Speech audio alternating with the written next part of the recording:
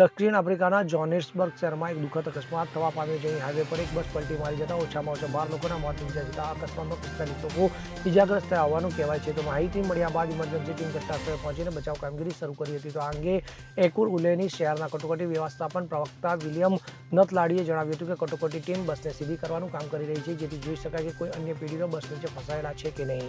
આ અકસ્માત જોહાનિસબર્ગના મુખ્ય OR ટેમ્બો આંતરરાષ્ટ્રીય એરપોર્ટ નજીક એક હાઈવે પર બનવા પામ્યો હતો. તો મળતી માહિતી મુજબ બસ જોહાનિસબર્ગની પૂર્વમાં આવેલા કેટલેહોંગ ટાઉનશીપના લોકોને લઈ જઈ રહી હતી. તો અકસ્માત સ્થળેથી 9 પુરુષ અને 3 મહિલાઓના મૃતદેહ મળી આવ્યા છે. નથલાડીએ કહ્યું કે હોસ્પિટલમાં લઈ જવામાં આવેલા લોકોમાં ડ્રાઈવર પણ હતો. આ અકસ્માતમાં અન્ય કોઈ વાહનો સામેલ નહોતા અને અધિકારીઓ હજી સુધી તેનું કારણ નક્કી કર્યું નથી. આ મામલે હાલ પોલીસ તપાસ કરી રહી છે. Bureau report CN24 news. હવે જુઓ દેશ દુનિયાની તમામ ખબરો તમારી આંગળીના ટેરવે. ઉઠાવો મોબાઈલ અને Google Play Store પરથી ડાઉનલોડ કરો અમારી CN24 ન્યૂઝ મોબાઈલ એપ.